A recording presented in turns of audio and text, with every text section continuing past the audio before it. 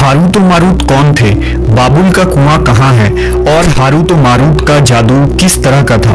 ये वो पुरअसरार सवालात हैं जिनके जवाब तो बहुत हैं और लिखने वालों ने भी बहुत कुछ लिखा है, लेकिन उन किस्से कहानियों में हकीकत को तलाश करना गहरे समुंदर से मोतियां निकालने के बराबर है। हारूत और मारूत के मुतालिक बुनियादी तौर पर दो तरह की रवायतें मिलती हैं, एक वो जो कुरान हदीस और ताबीन के अक़वाल में मौजूद है और दूसरी वो जो तौरेत और इंजील और इसराइली रिवायतों में आती है, जबकि उन इसराइली रिवायतों को बेशतर उलमा और मुवर्रिखीन ने तायद की है। इस वीडियो में हम उन दोनों तरह की रिवायतों और वाक़यात को मुकम्मल पेश करेंगे।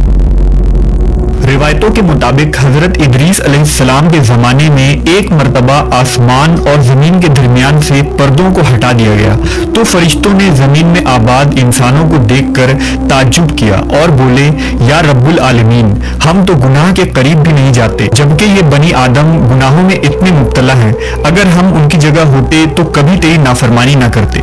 अल्लाह ने इरशाद फरमाया, इंसानों को गुस्सा और शहवत दी गई है, अगर ये चीज़ें तुम्हें दी जाए तो तुम भी इसी तरह गुनाह में मुलव्वस हो जाओगे।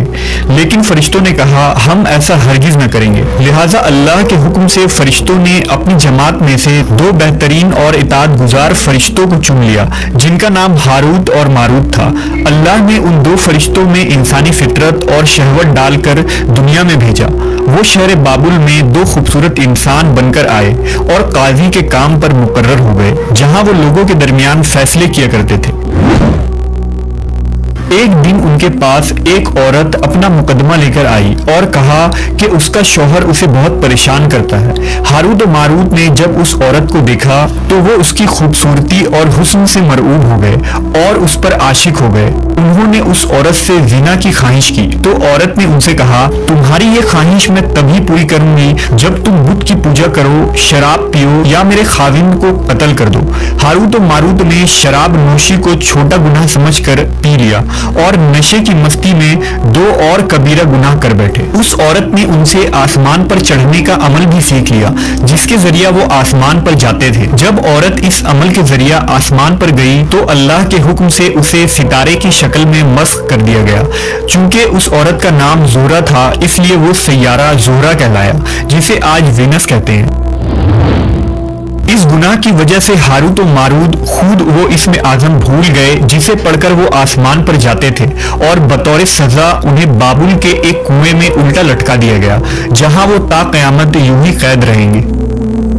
ये एक इसराइली रवायत है जिसे इमाम इब्न कसीर और फखरुद्दीन राजी जैसे मुफस्सरीन अफसाना और मन घड़त कहानी करार देकर सख्ती से रद्द कर देते हैं। वहीं इमाम सयूती जैसे उलमा इस रिवायत को मुस्तनद मानते हैं। हारूत और मारूत और चाहे बाबुल के सिलसिले में एक और रिवायत कसरत से बयान की जाती है, जिसके मुताबिक एक जमाना ऐसा था जब शहर बाबुल रुए जमीन पर तहजीब और तमद्दुन का मरकज था। यहाँ के लोग बातिल खुदा की परस्तिश किया करते थे। ये लोग अपनी किस्मत उनसे वाबस्ता समझते थे, इसलिए इल्म नजूम और इल्म फल्कियात में बड़े माहिर थे। उनके बुतकदों में सितारों की पूजा की जाती थी। ये लोग जादू, तंत्र मंत्र, सिफली को बहुत अहमियत देते और इस इल्म के जरिया मुआशरे में खूब फसाद फैलाते थे। ये लोग तिलिस्म, जादू, तंत्र मंत्र में बहुत आगे बढ़ गए। उनमें बड़े बड़े जादूगर मौजूद थे। उनकी तारीखी किताबों में जगह जगह जादू और तंत्र मंत्र ही नजर आता है। उनका जादू दूर दूर तक मशहूर था। मुख्तसर ये कि उस शहर का बाशिंदा होना ही जादूगर होने की अलामत थी। जब हजरत सुलेमान अलैहिस्सलाम की हुकूमत आई तो आपने उन लोगों को इस शिरकिया अमल से रोका और उनकी सहर और जादू की किताबों को एक जगह जमा करके अपनी अजीम कुर्सी के नीचे दफन कर दिया ताकि इस फितना अंगेज इल्म का जड़ से खात्मा हो जाए। जब सुलेमान अलैहिस्सलाम की वफात हुई तो शैतान ने उन किताबों को दोबारा खोद कर निकाला और लोगों से कहा कि सुलेमान पैगंबर नहीं था बल्कि उन किताबों के जरिया हुकूमत किया करता था। लिहाजा हवा में उड़ना, जिन्नात पर काबू और सुलेमान अलैहिस्सलाम के गैर मामूली मुआजिज़ात दरअसल जादू और सिफली का अमल था। बनी इसराइल ने उसकी पैरवी की और उन किताबों को पढ़ना शुरू कर दिया। लिहाजा दोबारा ये शर अंगेज इल्म इस कौम में सुरायत कर गई। अल्लाह ने सुलेमान अलैहिस्सलाम पर लगाए गए इल्जाम और तुहमत की नफी करते हुए सूरह बकरा में फरमाया है, اور انہوں نے اس چیز کی پیروی کی جو شیطان سلیمان کی بادشاہت کے وقت پڑھتے تھے، اور سلیمان نے کفر نہیں کیا تھا لیکن شیطانوں نے ہی کفر کیا۔ لوگوں کو جادو سکھاتے تھے، اور اس چیز کی بھی جو شہر بابل میں ہاروت و ماروت دو فرشتوں پر اتارا گیا تھا، اور وہ کسی کو نہ سکھاتے تھے جب تک یہ نہ کہہ دیتے کہ ہم تو صرف آزمائش کے لیے ہیں، تو کافر نہ بن۔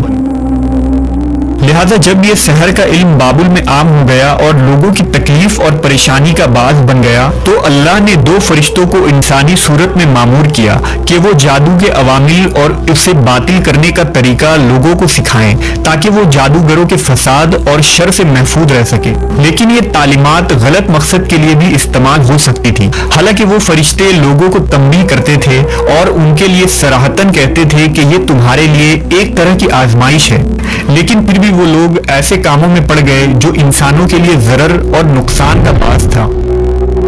بعض عربی داستانوں میں اس کنویں کا ذکر بھی ملتا ہے جہاں کئی لوگ پہنچے اور ہاروت و ماروت سے ملاقات کر کے جادو کا علم بھی سیکھا، جبکہ بعض مورخین کا کہنا ہے کہ عراق کے شہر حلہ کے قریب ایک کھنڈر میں موجود قدیم کنواں ہے جہاں سے بابل کی سرحد شروع ہوتی تھی۔ یہ اس کنویں کو ہی چاہ بابل قرار دیتے ہیں۔ بہرحال اس واقعے سے یہ سبق ملتا ہے کہ سفلی اور جادو ایک شرکیہ عمل